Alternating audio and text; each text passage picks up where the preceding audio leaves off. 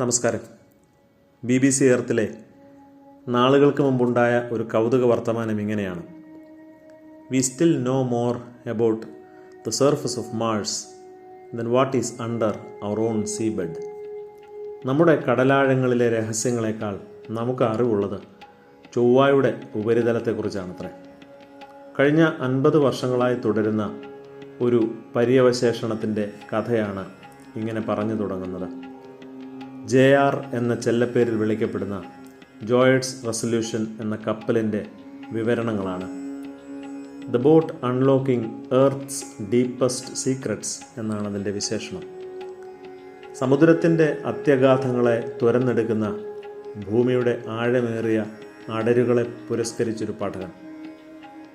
Important clues on our planet's past and future എന്നാണ് ഈ പാറക്കല്ലുകൾ നൽകുന്ന അറിവുകളെ സൂചിപ്പിക്കുന്നത്. ഭൂകമ്പ സാധ്യതകളെയും കാലാവസ്ഥാ വ്യതിയാനങ്ങളെയും സിലാൻഡിയ പോലെയുള്ള പുതിയ വൻകരകളെയും തേടിപ്പിടിക്കുന്ന ആഴങ്ങളിലെ ഈ അന്വേഷണം ഒരു തരത്തിൽ discovery of our continent in a different way എന്ന് തന്നെ നമുക്ക് പറയാം.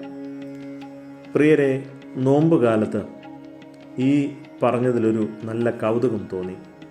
കാരണം സ്വത്വാന്വേഷണത്തിൻ്റെ കാലമാണല്ലോ നോമ്പ്. പലതരം പരീക്ഷണങ്ങളിലൂടെ കടന്ന് ഒരുവൻ സ്വയം കണ്ടെത്തുന്ന കാലം, തൻ്റെ ആഴം തിരിച്ചറിയുന്ന കാലം.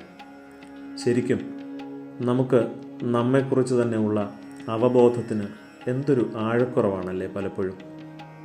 ചിലപ്പോൾ നമ്മുടെ പേരിലും പെരുമയിലും മേൽവിലാസത്തിലുമൊക്കെ നാം കുടുങ്ങിപ്പോകാറുണ്ട്. ചിലരാണെങ്കിൽ സ്വത്വം മറന്ന് സ്വത്തിൽ മാത്രം വീണ് കിടക്കാറുണ്ട്. പകയിൽപ്പെട്ടവരുണ്ട്.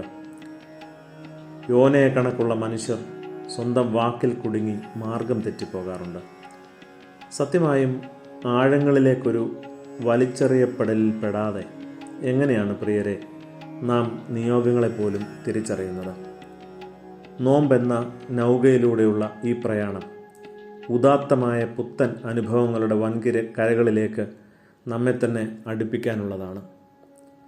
നമ്മുടെ ആസരമായ ഭാവപരിണാമങ്ങളുടെയും ആന്തരിക വിസ്ഫോടനങ്ങളുടെയും ഉൾക്കലക്കങ്ങളുടെയും യഥാർത്ഥ കാരണം അന്വേഷിച്ചുള്ള ഒരു യാത്രയാവണം ഇത്. Then the London journey will become a boat which unlocks the deepest secrets in ourselves. Jalaluddin റൂമിയുടെ കവിതയുണ്ട് ഇങ്ങനെ: സത്യം അംഗീകരിക്കാൻ മനുഷ്യന് മടിയുണ്ടെന്നറിഞ്ഞ് ദൈവം അവൻ്റെ ഉള്ളിൽ തന്നെ മറഞ്ഞിരിക്കാൻ നിശ്ചയിച്ചു. നമസ്കാരം.